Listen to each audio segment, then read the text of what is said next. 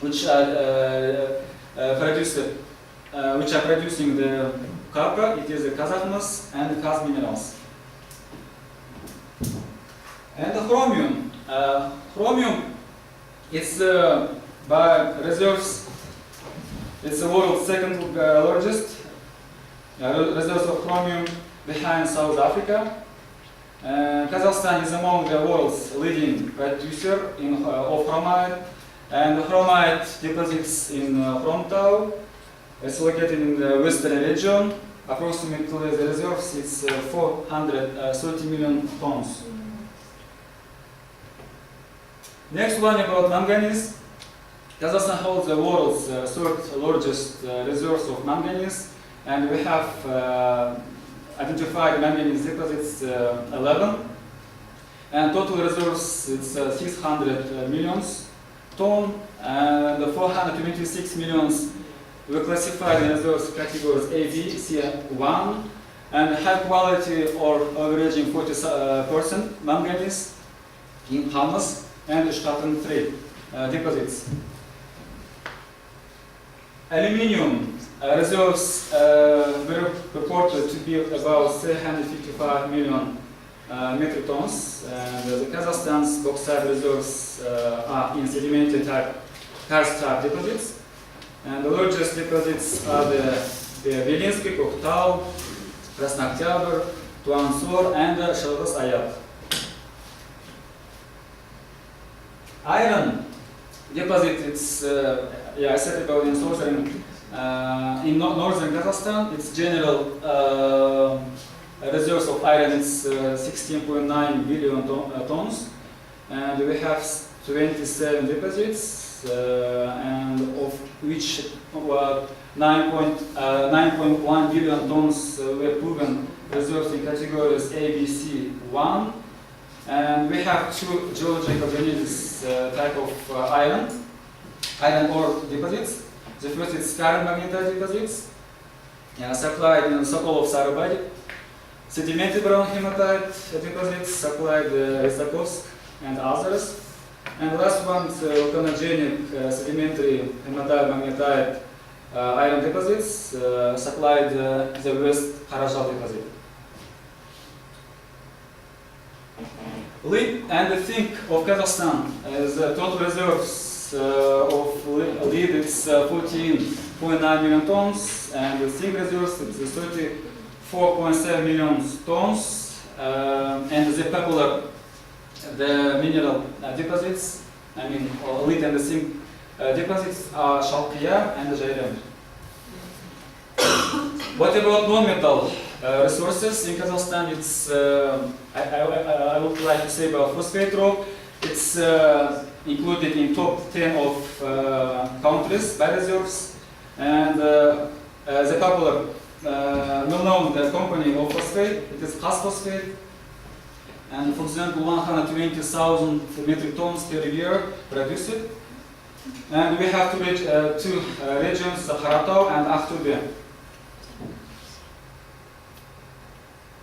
What about versatile asbestos of Kazakhstan is again the third, first place in the global distribution of asbestos production in the world. Of course, after Russia, China, Brazil, and next one about barite of Kazakhstan. The barite, its general reserve is 162 million tons. Deposits are Ansai, Bestube, Jairem. Okay, coal of Kazakhstan, its general total reserves of coal is 37.5 billion tons, and we have 400 coal deposits, usually in central Kazakhstan. The biggest one is Maykube, Shubarkoy, and the Kara Shira fields. What about crude oil and natural gas of Kazakhstan? Kazakhstan is the second largest oil reserves, as well as the second largest oil production among the former Soviet republics after Russia, and general oil reserves is 30 billion barrels, and we have 172 oil fields in the country. The general oil gas reserves at its 85 trillion cubic feet of natural gas from Kashagan and the Khumamaza fields. And we can also divide it for province. In Kazakhstan, it's Altaro province, Aqto'be province, Қызылорда, Qarag'anda provinces, and the Mangistau province. In Altaro province has more 75 fields. Aqto'be province 25 fields. The capital Janajol group of fields. Қызылорда, Qarag'anda province. It's 5 fields in these provinces, and the Mangistau province. It has more than 70 fields. Okay, in conclusion, I would like to invite all of them. Guys, you can just visit Kazakhstan, and we have another beautiful geological and geographical interesting places. For example, Medium Mountain, Rain, Shumbulak Ski Resort, Sharin Canyon, and the Turgen Waterfall. It's all located in one city of Almaty, but others we have more interesting places. You can just visit. Thank you for your attention. In the coffee break with Miller, because he is the mining minister of Kazakhstan, and he can also do a good job, I think. As seen in the nice picture. Thank you very much for the newcomers. This is a voting sheet. And you may vote for the best presentation. We, teachers, we vote for the content. And you, as an audience, have a lucky number. And this lucky number will be drawn at the end of the conference, and you might win a long weekend somewhere in the Hungarian. Okay? So, Pablo, thank you very much for coming, and we are just hopping over to a new continent, and the end of the world, Argentina. So, yeah, but first of all, when you hear about Argentina, what's the first thing that comes to your mind? Messi. Yes. Right? So, this is what I'm going to tell you. Football, of course. Some famous people connected with football. Football again. There are some particular things that we have in common with Hungarians, and I will talk about one particular guy specifically. Some cultural aspect, geography, history, football, Nobel laureates. And then going into the geology. We have a national stone, a big, easy way to understand our regional geology.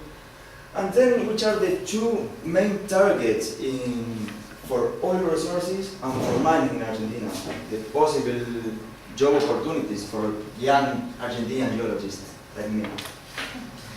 And then after talking all the things that we have, I will talk about a particular thing that we don't have yet, or we never. So, everyone knows this beautiful left foot. The other ones perhaps also knows this guy, who gave us such amount of happiness for our country. Or this one, the Pope Francis. But there's one particular thing and important with the Pope, which is a fan of San Lorenzo de Almagro, the best football team in the world. Or probably you know him, Viggo Mortensen. This is an actor, he played as Aragorn in The Lord of the Rings. But also, what is important about him? He's not Argentinian, he was born in New York, but he spent his childhood in Argentina. And there are some details. You remember the colors, the red and blue?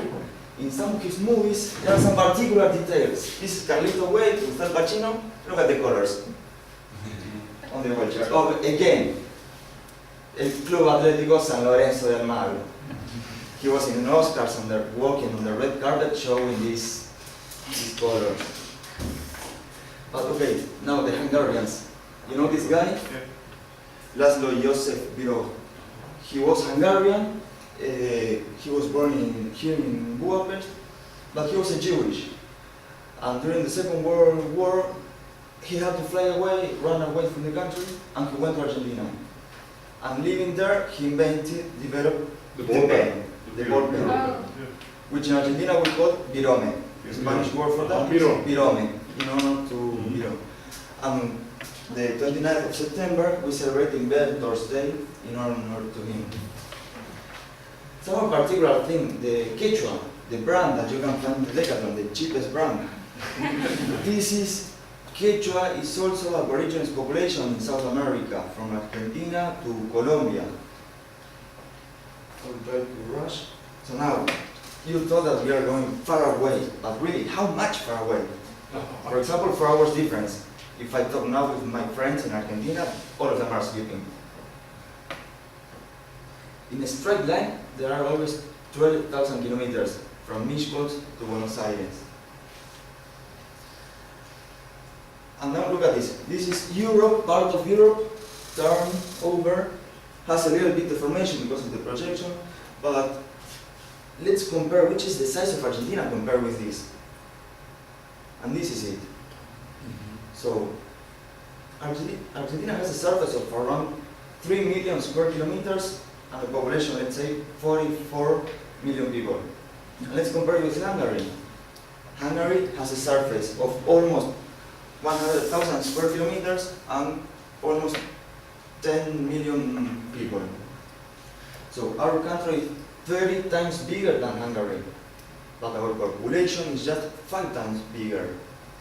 So this says a lot about how underpopulated is this country.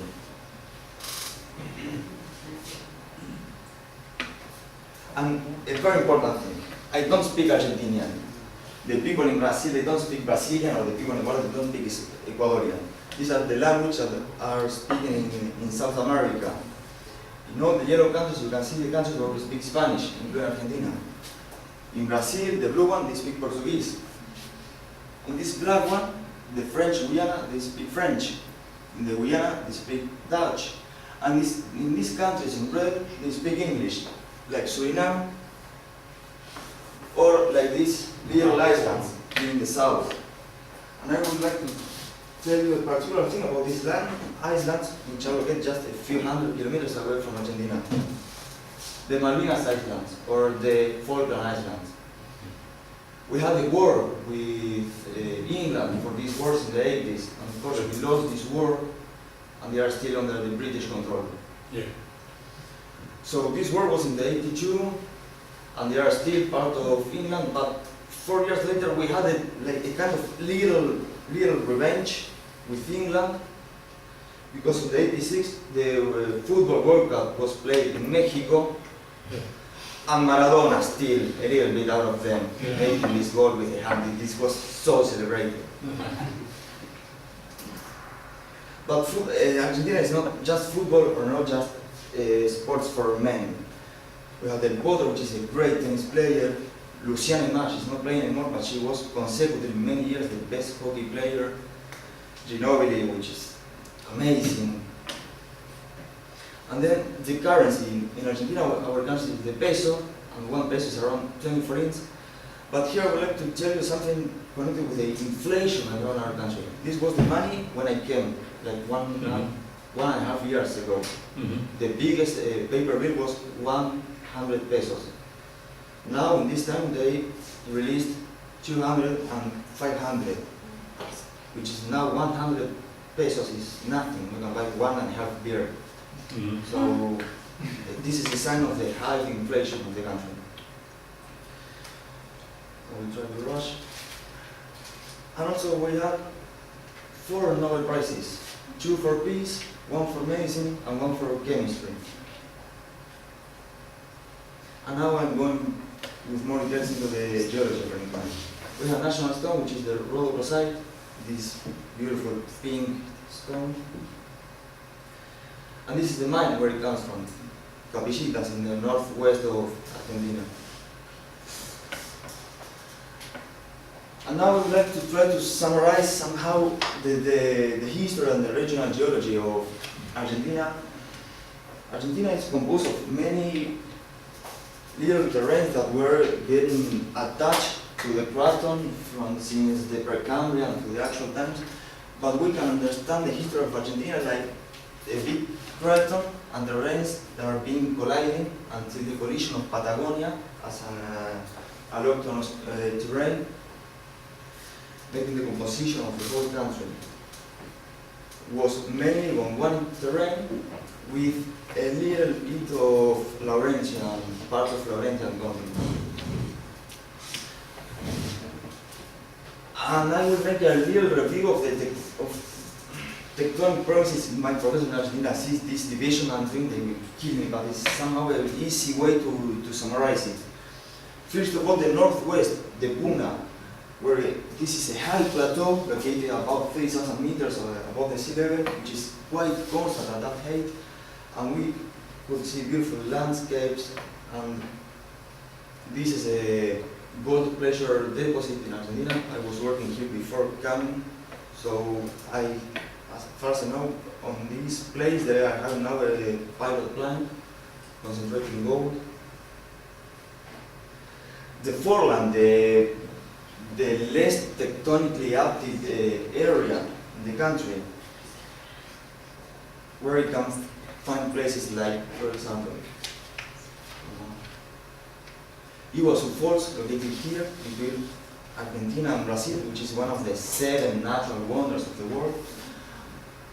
And also La Pampa, or the flat areas in the central part of Argentina, except in this mountainous area, where there's a lot of agro-industrial activities. And one of the main products of Argentina is the exportation of soya. And the Central Andes, which is a huge generalization, but it's the region where we have many thick and thin, thrusted and belted, thrusted and folded belts, where we can find the Aconcagua, for example, the highest mountain in America, almost 7,000 meters above the sea level, and the region of the wines, the very good wines. And Patagonia, in the south, the region of the glaciers, and geologically there are 2 huge volcanic provinces. Unfortunately, one of these is located in a state where the law forbids the mine, but the other is in the Santa Cruz state in the south, the one that you can see with the number 14, and where there are many mining activities going on there, el macizo del Deseado. So now, which are the 2 main topics I was telling you regarding the oil industry and the mining industry?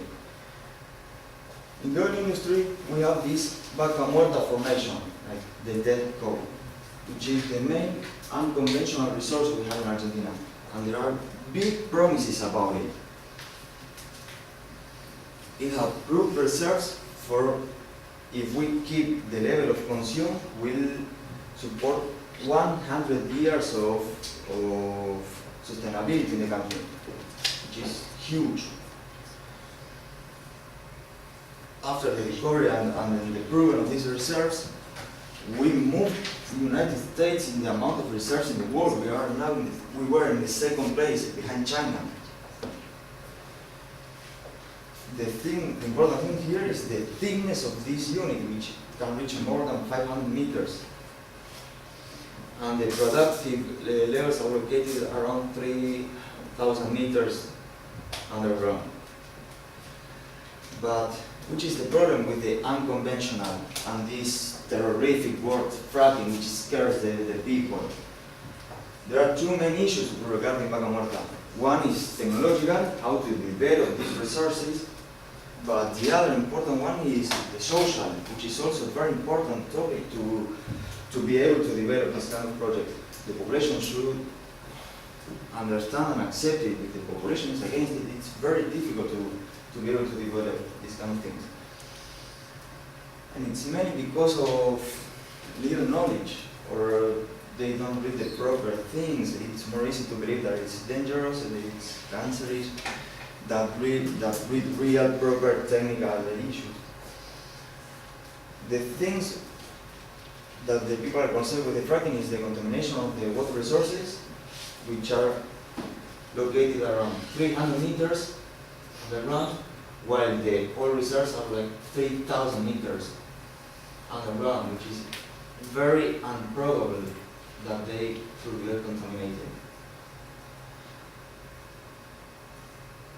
And the other main job opportunities that we can find in the mining industry are the lithium resources, which is called the white gold, or the Forbes magazine call it the Saudi Arabia of the lithium. They call this to not to Argentina but to Bolivia, Chile, and Argentina. This is the triangle of lithium where these reserves are concentrated, and they concentrate around 80% of lithium production in the world. So this is a really important resource for our world. But so far, these were all the things that we have. But then when I came here, I traveled here, and I went to Poland, and I saw some things which are amazing and that we do not have. We have 200 years of continuous history without big wars of these companies, the government. We have a lot of resources. We have smart people, some lower prices. I think we have really hard-working people. But what I found in Poland is that this was Warsaw at the end of the Second World War. And this was the old town 7 years later. In 7 years, they rebuilt the city. And for me, this was unbelievable. How all the people working together for a common issue. This is something that I cannot imagine my people in my country. I don't know what we don't have. We have a lot of things. We could be a very developed country. Quiet history, calm, without these big wars, a lot of natural resources, hard-working people. What we don't have to don't be a developing country. I don't know. It's connected with this for sure. That's the presentation. We have a copy of this project we talk about, and it was a great presentation. Now the next of the panel is Mexico. Comes Mexico.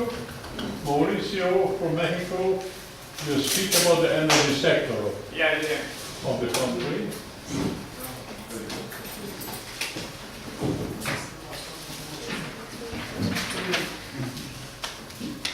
And after Mauricio, yes, from Bolivia, and at the last we will have Nigeria. So we will have one cup less of coffee, but we will listen to Nigeria. I don't know if it's okay to do like this or. Oh, it's okay. It's okay. Okay, so I'm Mauricio, I'm from Mexico, and today, mainly I will talk about the energy sector in Mexico. So this is going to be what I'm going to talk about. First, I will talk a little bit about Mexico. Then I will move on to the mining sector, and after that, I will talk about the hydrocarbon sector. That is where I will focus most. And finally, I will just give an overview of how the renewable energies are in Mexico. So let's start. This is Mexico, and this is a picture from Baja California that is in the northwestern part of Mexico. So briefly, an overview of Mexico. Mexico is one of the most touristic countries around the world, located in the 8th position. Mainly the first places are Europe countries. We received in 2016 35 million international tourists arriving to Mexico. And if we make like a demographic comparison between Mexico and Hungary, we can see that the population of Mexico is 122 million people, while Hungary is almost just 10,000. The area of the country is also 2 million square kilometers, while Hungary is just 93,000 square kilometers. And the population density, let's say Mexico just have 61 Mexicans every square kilometer, and Hungary 100 Hungarians. And comparing the capitals, Mexico City is a monster, while the urban area includes 22,000 22 million people, and the metropolitan area of Budapest is almost 3 million people. If we go to the language, Mexico is the first place of speaking Spanish. All of them have the different pronunciation and everything. Argentina is on the 5th place. And for instance, Spain now is on the 4th place, and United States is on the 2nd one. And if we talk about like Mexico, I remember the last time that I made the presentation, nobody set boundaries about what I have to talk. So mainly last time I just focused in this part. But like I hear like you talking about the energy sector, so I will just briefly talk about this. I don't know if all of you know like these things, or maybe you can relate it with Mexico or not. This is the tequila, the Corona, that is, it's a Mexican beer. Piñatas, do you know what piñata is? Okay, so piñatas, tacos, of course also like this talks about the soap operas in Mexico. That is really funny. I remember like once I was in the gym here, and suddenly on the screens there was a Mexican soap opera in the television, but translated in Hungarian. And I could say that as a Mexicans we are like a soap opera. We are two dramatic people. Moving to the mining sector, I will just talk about the general aspects of it. Nowadays there are more like 280 national and foreign companies in Mexico. Mainly most of them are from Canada, and they are located in the northern part of Mexico. If we have a map, I will point you in which areas are the mining. Mexico is on first place in the silver production. And maybe you are wondering which kind of silver deposits do we have in Mexico. Most of them are just like a hydrothermal deposits. Second place in fluorite. Okay, and there is the list of the other minerals. Mainly non-metallic minerals are what in Mexico produce the most. And the total mining production is like 60 million tons. Approximately. As you can see, the blue line here means the domestic investment in the mining industry, and the goldish is the real production. You can see that the foreign investment in Mexico has been increasing a lot, while the domestic one has been reducing.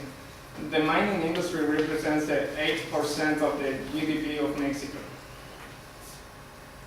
Moving to the hydrocarbon sector, here there's just a map comparing some selected countries in Europe and in America. As you can see, the big monsters such as Russia, United States, or Canada, they produce like, for instance, Russia, 11,000.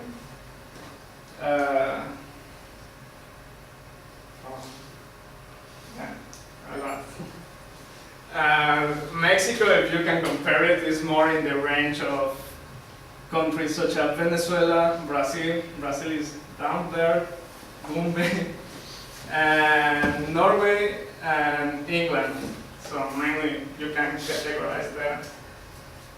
And this is the energy production by source in Mexico. And mainly, as you can see, the green part is just oil, and the brownish part is gas. So we can say that Mexico is an oil and gas dependent country. And this is mainly where the fields of Mexico are located. I don't know if you know, but 3 years ago, the energy sector in Mexico opened to the international market. With this, we are expecting to increase not only the reserves, but also the production of oil and gas in Mexico. Nowadays, there was a problem because the biggest field, and I will talk about a little bit later, was like the production of this field was decreasing. this was, the blue part is the declination from the existing field, and this is an outlook of what we are expecting with this energy reform. And nowadays we don't have like a deep water offshore production, but with this reform we expect increasing the deep water production and also the shallow water. Mainly the oil and gas in Mexico is located in this part. And as you remember, the mining industry that I was talking about is mainly in the upper left part. And this is the plan for the next 5 years. All the pink areas are unexplored areas that will start in a bidding process will start in order to give the lots for the competitors. And if we check this part, here we have Cantarell, but it has been the most important field in Mexico nowadays. And now I will just talk about Cantarell quickly. The story of Cantarell is funny because Cantarell is the name of one guy. Let's say that they didn't need too much like geophysics or geology in order to find this field, because there was a fisher guy that was on his boat like trying to fish in this part of Mexico, while suddenly he found oil and gas, and he reported to the government. And nowadays I would say that most of us we should love Cantarell, because thanks to him we found this field. This is a graph of the production of Cantarell. As you can see, there's a declining that started in 2004, and the black line represents the production of Cantarell, while the upper bars, the bars represent the national production. As you can see, Cantarell represents mainly the coal production of the country. And at some point, this was the second largest oil field in the world. And finally, the renewable energy. Mexico also has the potential for renewable energy. However, let's say that nowadays we are two babies in this area, because we have not developed too much like areas. For instance, in the geothermal aspect, Mexico is the 4th place like producing geothermal energy, but we have more capacity. And if we compare Mexico and Germany, Germany produced 38 million tons of oil equivalent, while Mexico just produced 4.1. And Mexico's solar power potential roughly doubled the levels seen in Germany. So maybe we have more sun and more opportunities for generating more solar energy. However, like there are some problems related with regulatory stuff, financial, and lack of knowledge. As you know, like right now, we have to move all the knowledge that we have on the oil and gas industry to the renewable energy. For instance, I just read that Norway just are making like offshore wind turbines. So, in one way that the Mexican government is doing in order to increase the use of renewable energy is making these clean energy certificates, in which is forcing like the generators of energy and also the consumers, not all the consumers, just like let's say big consumers, to demonstrate that they are like either consuming or producing at least 35% of their energy with clean energies. Otherwise, they will have to pay a penny. So if you don't have any questions, that will be everything. Thank you very much. I think there's a lot of questions coming later in the coffee break. Later in the coffee break, and it's useful country, and I would just like to recommend another possibility to get a good job in Mexico, because it's a vast country. Also, I never imagined that Argentina is so large. So looking from here is so small in the globe, but really it's so large. So the next person there is also a big country, a vast country. It's Gambadumbelek from Mongolia. Yes. So, my name is Kumbat Kambat, and today I'm going to talk about mining in Mongolia with the relationship with its economy of Mongolia. So, mining is really important for Mongolia, especially for economies. So, in order to explain all these things, I'm going to talk about a little bit about Mongolia and the mining statistics and Mongolian mining exports to China and Russia, and relationship with the price of metals and coals, and what are the results, you know, and what can we do about it. So, what do you know about Mongolia? No, seriously, like, do you know Mongolia because of Genghis Khan? Because he invaded like half the world, and Mongolian steppe, maybe like no limits. There's like all land, like it's like a sea. Or Mongolian gear, it's like even nowadays nomadic people still uses in the countryside. Or Mongolian horse, you know, because the whole Mongolian horses can travel like thousands of kilometers without even stopping.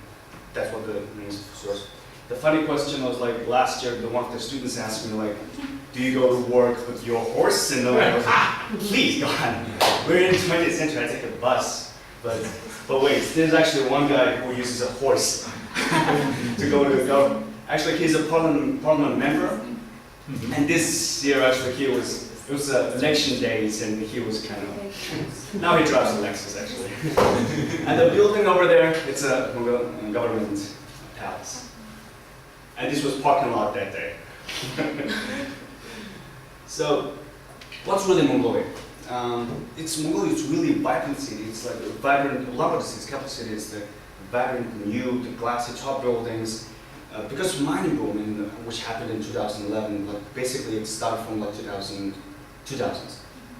You know, it's a beautiful city.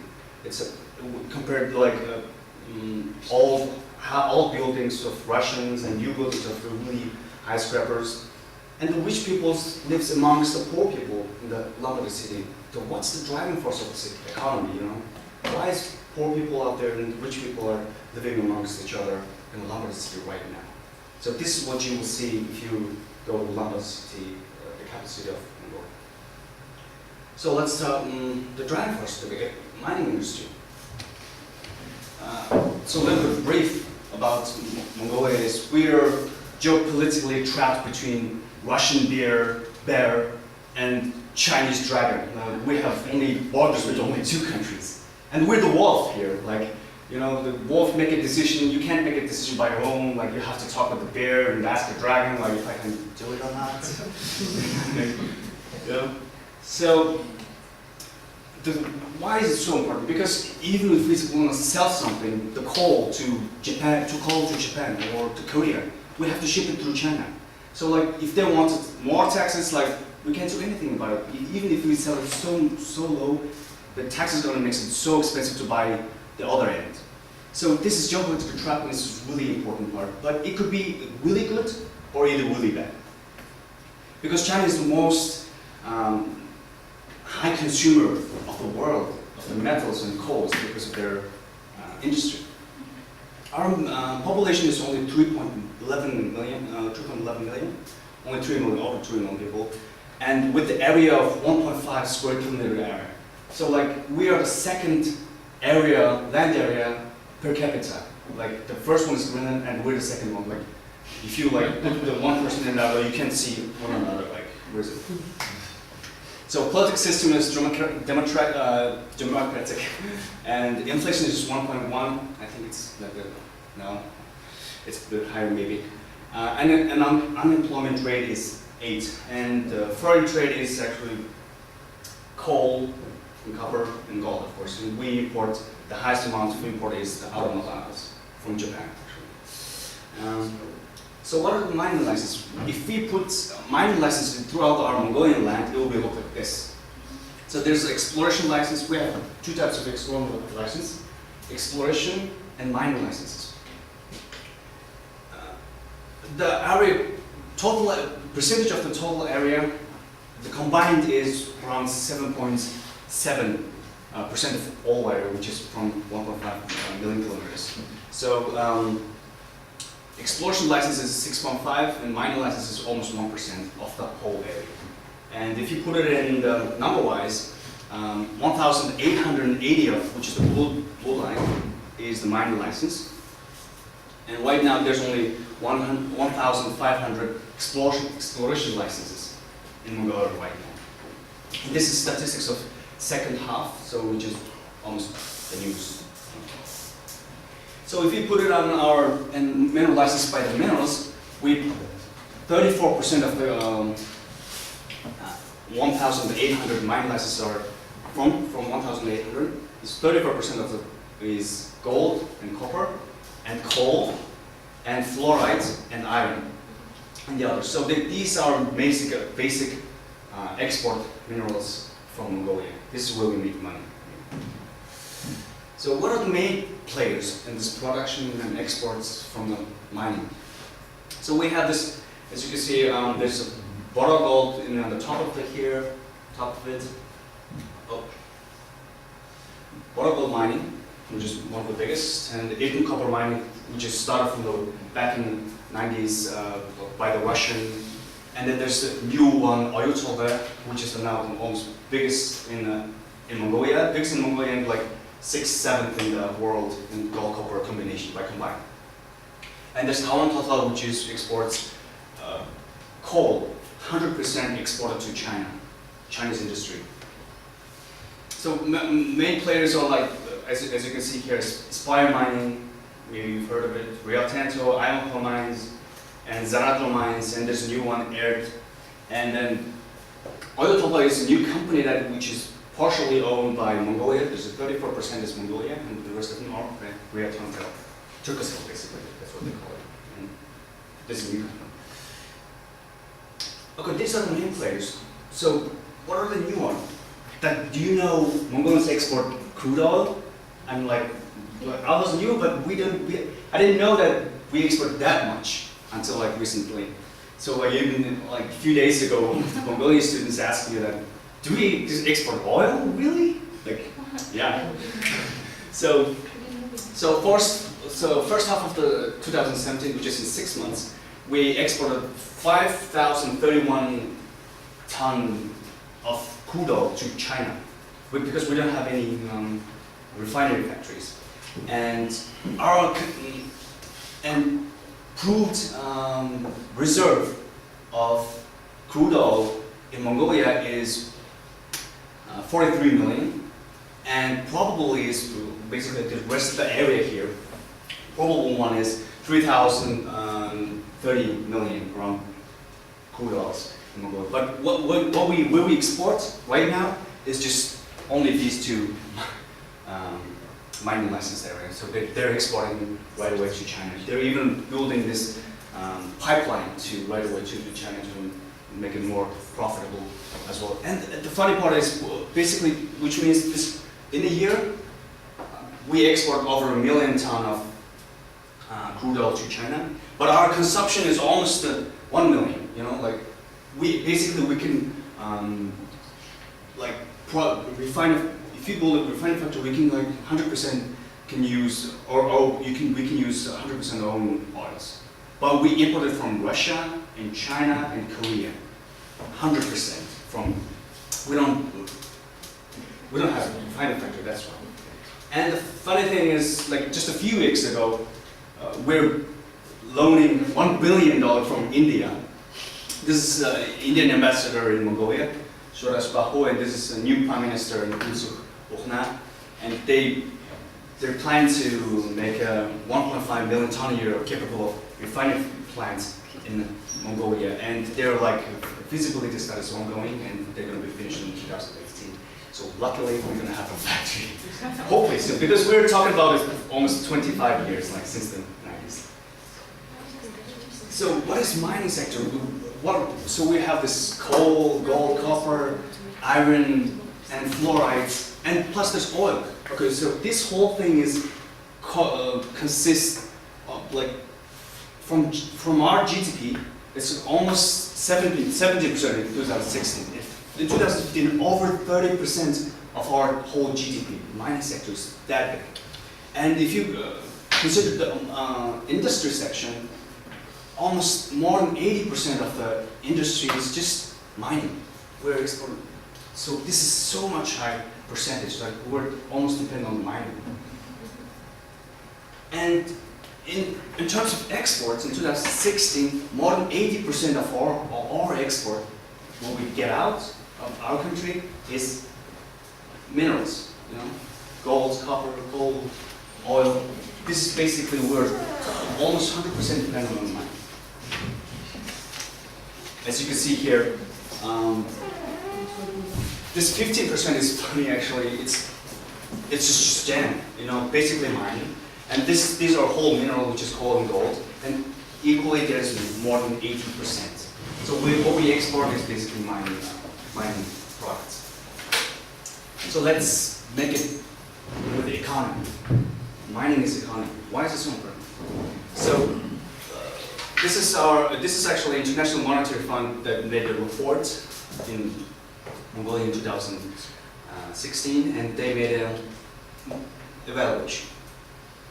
So in our GDP is like, as you can see in 2007 and 2008, there's really a high growth of it, and then it really went down in 2011 because of global economic recession. Because in 2008, the global was like they're poor. People are trying to like just to get salary out here, but we were fine. We were just there fine. But in 2009, it was awful because almost full year of without buying anything from us, it will be, of course, it will be difficult for us. And as you can see, from 2010, mining booms, like, oh my god. And inflation rate, of course, in 2018 is almost 30%. And in 2008, the unemployment rate was fine, but due to the dragging of the 2018 global recession, in 2009, unemployment rate reached 12%. So this is our economy, you know, back in days. But what is the connection with the mineral prices of global mineral prices? So this graph is for copper price, and I don't know if you noticed, but there's some correlation between them. When it's in 2008, when it was high, our economy was better. The GDP and per capita and our GDP was fine. It was cool. But when it went down until $3,000 per ton, our economies went down. It's like, what happened? It's below zero, like below what we talking the poor country. We become poor countries. And then like when it goes back to 2011, when it goes back until like $9,000 per ton, our economy is mining boom. It's just $5,000 between this mineral price, and we're losing money and we're making rich people. This is for coal price. No, the copper price. And this is for the coal price. So coal price, actually I'm sorry, this is half of this one. Coal price was so, like 2018 it was so high. And then it went down with the global recession, with that went down. Because in 2008 it was so high because China, the funny thing is China, they're hosting Olympics. And their air pollution was awful, you know, like you can't see enough 10 meters. So they had to close the coal mining, small coal mines. So there's so much demand and coal price, we just making money when the other countries are like getting poorer and for global recession, economic recession. We're making money in 2018. And then it went down because of the global, of course it drags down everything. And 2011, price went up. Why? There's a flooding in Australia and coal mine. There were some people are suffering in Australia because of the flooding, and we were happy. We were just making money over here. And what happened in June in 2016? Again, there's a flooding in Australia, and we're making money out of it. So basically, these price changes really affecting our economy, as you can see here. We're making money, we're losing money. As you can see, all the prices are correlative, overlays each other. So we're really high dependent on this just few minerals, coal, and copper, and what are the demands, whether they want to buy from us or not. And all of the exports are really high dependent on these minerals. So what are the results? The economy depends on mining, depends on the international price of particular business. This is what I also talked about. Mining export takes more than 80% of total export. Exporting it, we raw, we don't have refinery. So what I can do, what can I do as a geologist in the mining sector in Mongolia? What I can do, I can give you information. I can